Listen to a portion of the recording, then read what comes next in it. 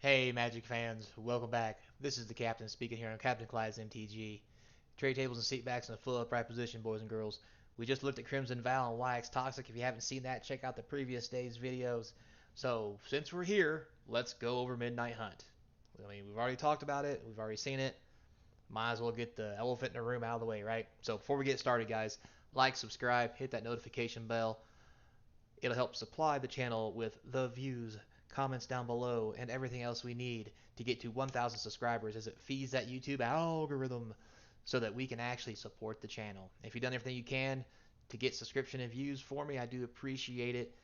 In the description, there's a link to the eBay store where all my box opening videos, those cards go on that store up for sale. You know you get them packed fresh, and you can get the excitement of opening the packs without spending the money by watching those box opening series and buy the exact card that you see on YouTube getting pulled out of a pack so you know it's real. So, let's talk about Midnight Hunt. So, we talked yesterday about Crimson Vow. Um, and the only reason we really skipped ahead to these two sets is because of the massive Crimson Vow um, plummeting prices, which we talked about in the other video. Please go check that out if you haven't yet. So, my first thought would be let's check out Midnight Hunt. Nobody said anything about Midnight Hunt. Everybody seems to like Midnight Hunt. Why are they suddenly dissing Crimson Vow when it was supposed to be one set that kind of got split up into two, sorta? So let's take a look. So here we have the view of Crimson Vow from, or I'm sorry, Midnight Hunt from start to finish. So we started out about 150. These are draft. Well, I'm comparing draft boxes to draft boxes. Uh, so the price did drop, but most of them do. Here's where it kind of gets interesting. It starts stabilizing. The market average around 95, while the box value is around 114. And then it goes down a little bit more. You can see as it comes through here in December around to 86 and 109. But the thing here is if you look, it's the market value is slowly creeping up. 86, 87, 89, back to 92. It's went down a little bit here, about a dollar or two these last couple months or days actually. So, but all in all, this is a good steady trend, which is much higher than Crimson Vow. As you can see here, it says buy a box on TCG Player for 75 bucks. They're a little higher than that. I don't think these things are actually right. But what is right, if you go down here and you check out this data, uh, down here from the data, what you're going to see is the all-time low is 106 on February 13th. All-time high is August 6th of 21 of 149. So the all-time low is a much higher than Crimson Vow.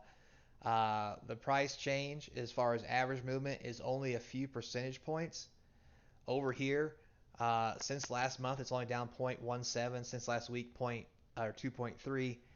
Compared to Crimson Vow since last month has lost 12% of its value. That is insane. Um, it's just incredible how much money that this has actually lost compared to the Crimson Vow set, which, yes, it is a newer set, but at the same time, it's only a couple months different. They should have a similar buy range. But this is just a better product. It's got better cards. We're talking about cards like Meat Hook Massacre uh, and stuff like that. So the cards are just better. People liked it better. It's being received by the market much better. So much better. Double negative. Anyway, this I think is even a better product to invest in. It is a little higher, but this will be a product that will go up on average more than Crimson Vow will on a steady term. I think at the end of the day, these both will probably be about the same range. But once Crimson Vow starts moving, it will move more because of supply demands. But I never think Crimson Vow will ever outpace Midnight Hunt because Midnight Hunt was a beast when it came out, pun intended. Uh, it was received well. It's got very powerful cards in it. It was just a great set, and it really did shape a format. Crimson Vow hasn't really changed anything. Like Crimson Vow was so unchanging that people have moved straight on to Neon Dynasty now, and most of those Crimson Vow cards aren't getting played, except for the ones that were really good. It went into every kind of set, every kind of deck, right? And there were very few. The Midnight Hunt cards are still everywhere. So keep that in mind when you think about which one of these products you want to buy into. This will be one if you want to get money out of it. I think the price will go up steadier, so the price will be higher quicker. But we're still talking. You got to wait till it goes out of print. So this is probably going to be a 3 year product, maybe two. Where Crimson Vow is definitely going to be a 5 or more dead money product. Where this product will actually still go up in value once it goes out of print slowly, so it will still be a good product. Um, it's just you'll be able to get out of this quicker with more money than you would with Crimson Vow. Now, Crimson Vow in the long haul may get you more gains for the price you put into it, but honestly, I still think Midnight Hunt's going to be a better investment. And as always, hit them collector boxes up, boys and girls, if you want to invest. Yeah, these boxes are cheaper, but the collector boxes really have all the blingity bling in it that everybody wants. Plus, you get the shot at extra stuff. For example, all the alternate art, full art, everything's a foil. Like that's where all the investing is. And what's really, really, really thought provoking about this, if you guys remember, Midnight Hunt did not have box toppers. Crimson Vow did, and Midnight Hunt sells better. So think about that. The box topper was so bad in Crimson Vow that it can't make up for the fact that Midnight Hunt had none and still sells better. So that's something to think about also when you think about your investment tools. Because like I mentioned about the Crimson Vow, the box topper didn't really matter because it was so hard to get a rare or even a mythic that you almost always got an uncommon, so it didn't matter. And those exact same cards that you get as box toppers can be got in the collector boosters in normal pack pools. Not to mention there's a box topper in there as well. So that makes Midnight Hunt overall easily a better product because if you gave Midnight Hunt box toppers, oh my god, would this product probably be on fire right now. It would just be insane with like special werewolf stuff. That'd just be nuts. So with that said, let's take a look at the other charts. So here we have, boys and girls, is the expected value of Midnight Hunt. So let's take a quick look at it on our chart here. First came out in October. We got a 143, average value 315 with a market price of 219. You can see it kind of goes up and down.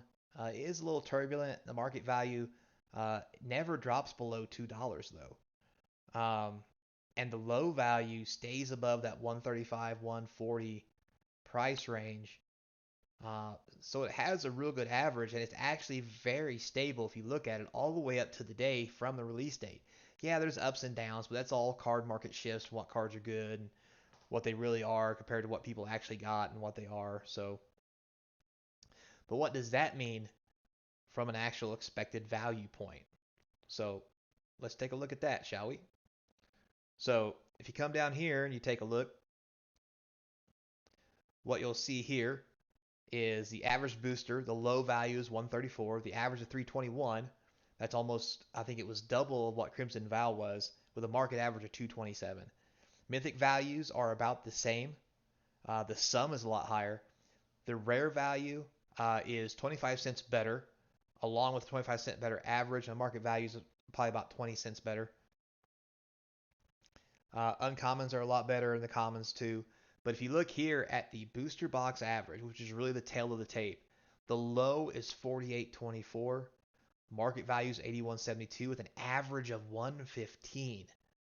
Like this here says it all, guys. The low value is $11 higher than Crimson Vow. So Crimson Vow is currently $11 lower than the lowest point that Midnight Hunt ever hit. So think about that. And with the market value, it's around it was $67, right? Market value. Yeah, so market value is almost 61 minus 81, or 67 minus 81. 13 is $14 difference as of right now. And the average value is around 15 higher. This clearly states that the average expected value of this box from a draft perspective is, almost 10% or $10 across the boards, 15 in some areas, better than current Crimson Vow. So this is obviously a really good investment and better than a Crimson Vow investment. If you want more quantity for a better cash out after 5 or honestly maybe 10 years, then yeah, maybe Crimson Vow is your jam. But if you want good investment in the current new products that are out, in my personal opinion, it is Midnight Hunt. And Midnight Hunt won't do you wrong. I mean, there's things in there that are just amazing. There's the Planeswalkers, Meat Hook Massacre, it's all over the place, and that card is insanely expensive. So this is your jam if you're looking to invest. I can't say it any better than that. This is almost 2 times better than Crimson Vow. So take it for what it's worth, guys. Thanks a lot for watching, and as always, until next time, be kind, and I hope to see you across from the game table.